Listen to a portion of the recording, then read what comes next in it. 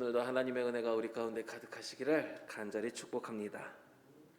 유출병에 관해 말씀하고 있습니다. 유출이라고 하면 먼저 피를 생각하게 되는데, 유출은 몸에서 피나 다른 것이 흘러나오는 것을 말합니다. 또한 신약에서 예수님께서 고쳐주신 혈루증 여인의 병을 생각하여 여자의 유출을 먼저 떠올리지만 15장 2절에서 18절까지는 남성에게서 흘러나오는 유출에 대해 말씀하고 있습니다. 그의 몸이라고 표현하는 남자의 몸, 히브리어로 바사르라고 하는데 벌거벗은 몸, 외부로 드러난 생식기를 가리키면서 남자의 생식기에서 흘러나오는 유출에 대해 말씀하는 것입니다. 3절 말씀을 보면 그의 유출병으로 말미암아 부정함이 이러하니 곧 그의 몸에서 흘러나오든지 그의 몸에서 흘러나오는 것이 막혔든지 부정한즉. 남성의 유출이 왜 그 사람을 부정하게 만드는지에 대해서 구체적으로 설명되지 않아 정확하게 알 수는 없지만, 아마도 몸에서 생명의 기운이 빠져나가는 것으로 간주된 것이 아닐까 생각이 됩니다. 또한 유출만이 아니라 흘러나오는 것이 그의 몸에서 막혔더라도 부정하다고 말씀하고 있는데, 마땅히 빠져나와야 할 것이 흘러나오지 못하는 것은 그 몸과 생식기가 정상적인 기능을 하지 못하는 성병으로 인식이 되어 그것 또한 부정하다고 하는 겁니다. 유출만이 문제가 아니라 유출이 되지 않는 것조차 부정하다고 이야기하는데, 대체적으로 성병은 부적절한 성관계로 기인했을 가능성이 높기 때문에 정결한 부부 관계와 가정의 중요성을 깨어버리는 모습으로 부정한 것으로 보게 됩니다. 그렇기 때문에 남성들은 부적절한 행동으로 가정을 깨뜨리지 말고 하나님께서 맺어주시는 가정을 잘 지키는데 힘을 다해야 하는 것입니다. 그런데 이것은 과거 우리나라에 남존여비 사상이 있었고, 성경 시대에도 남성이 더 우월한 존재로 여겨졌기 때문에 남성의 성병을 지품으로 주의를 환기시킨 것이고, 남녀 동등하게 여기는 지금의 이 시대 속에서는 어떻게 해야 되겠습니까? 남녀 모두가 부적절한 행동으로 가정을 깨뜨리지 말고 하나님께서 맺어주시는 가정에 충실해야 하는 것입니다. 그렇다고 성병이 꼭 부적절한 관계 때문에 생기는 것만은 아닙니다. 과거에 질병에 대해 하나님의 재앙으로 여겨졌습니다. 질병에 걸린 사람은 하나님의 벌을 받은 것이다.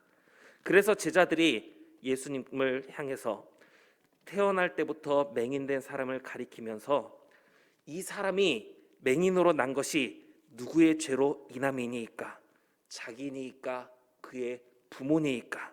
그때 예수님께서는 이 사람이나 부모의 죄로 인한 것이 아니라 그에게서 하나님이 하시는 일을 나타내고자 하심이라 말씀하셨습니다.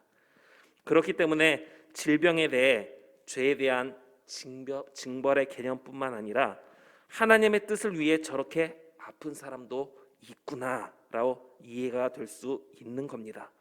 마찬가지로 부적절한 행동을 하지 않았더라도 하나님의 뜻이 있어서 성병에 걸렸을 수도 있습니다.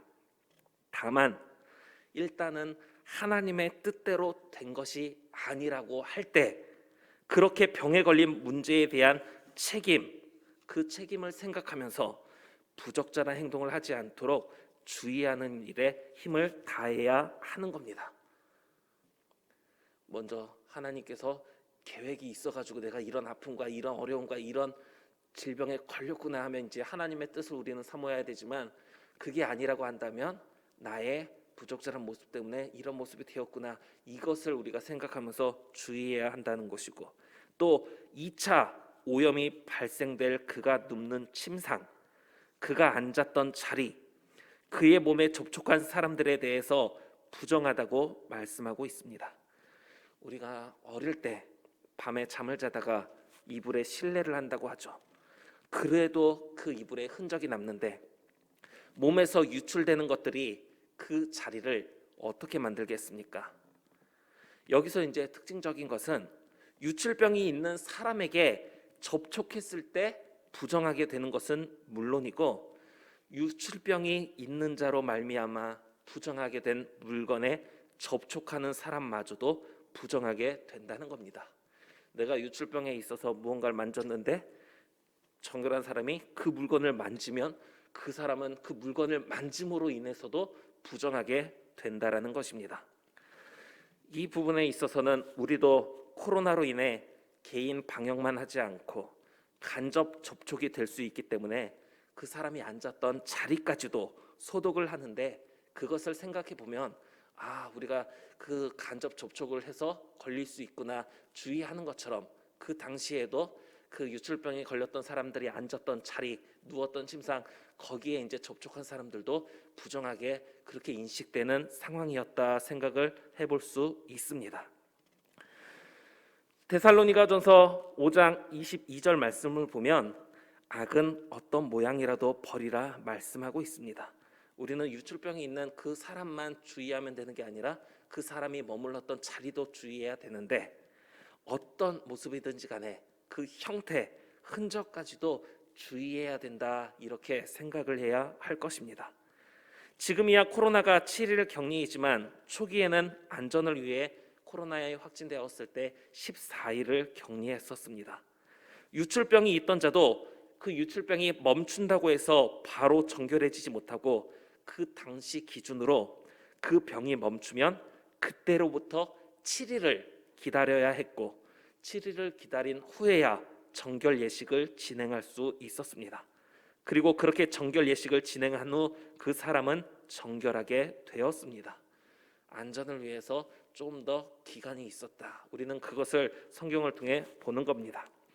16절에 설정한 자, 유출이 피만을 가리키는 것이 아니라 남성의 생식기를 통해 흘러나오는 것들을 가리킨다고 했는데, 정수가 묻은 모든 옷과 가죽, 이것은 이제 몽정을 통해 자연스럽게 흘러나오는 정액을 가리키며, 물에 빨면 저녁까지 부정하다가 하루가 지나면 자연스럽게 정결함을 회복하게 된다고 말씀합니다. 그냥 빨기만 하면 하루 지나면 아무런 것도 없이 그냥 자연스럽게 정결하게 되는 거고, 남녀 간의 관계를 통해 유출한 때도 마찬가지입니다. 몸을 씻고 저녁까지 부정하지만 하루가 지나면 자연스럽게 정결함을 회복하게 되는 것입니다. 그리고 이제 19절부터는 여성의 유출에 대한 말씀이 나옵니다.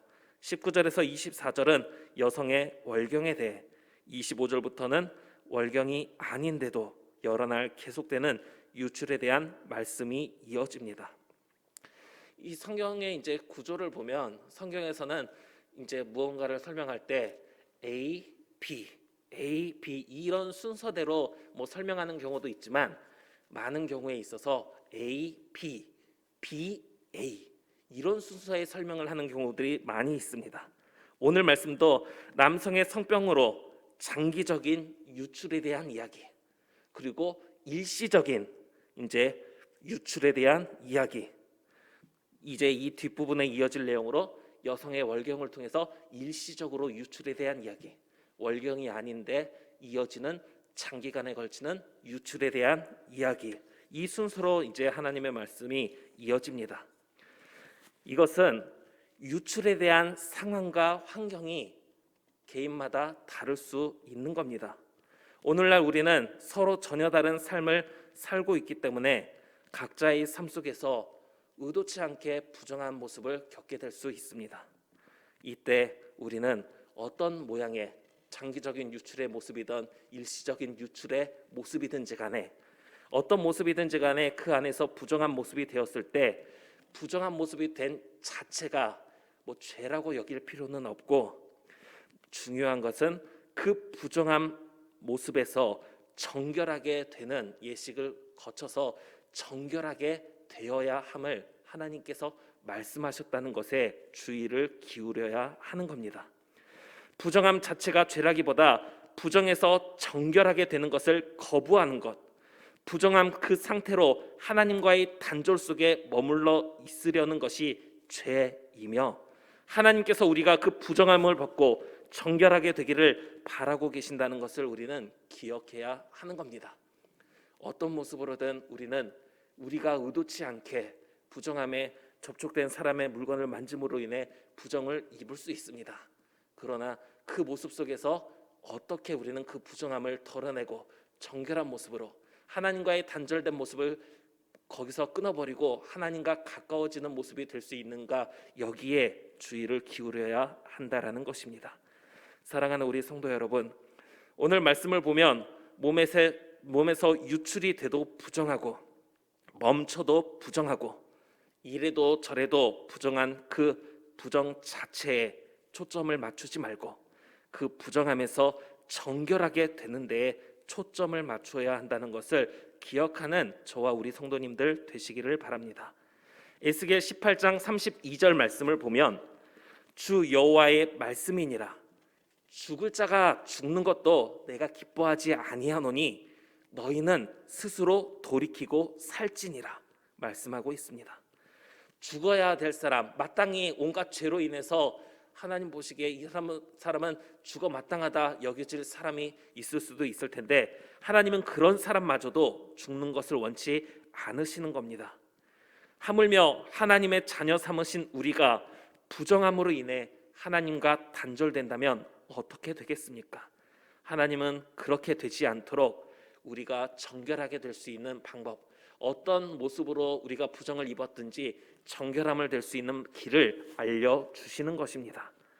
하나님의 말씀대로 모든 부정함을 벗어버리고 정결한 모습으로 하나님 앞에 나아갈 수 있는 저와 우리 성도님들 되기를 바랍니다. 그러면 하나님께서는 오라, 우리가 서로 변론하자. 너희의 죄가 주홍 같을지라도 눈과 같이 희어질 것이요 진홍같이 붉을지라도 양털같이 희게 되리라 말씀하셨던 것처럼 부정함을 입은 우리를 정결하게 만들어 주실 것입니다. 하나님께서 기뻐하시는 모습으로 하나님 앞에 나아갈 수 있는 삶을 살아가는 저와 우리 모든 성도님들 되시기를 간절히 바랍니다.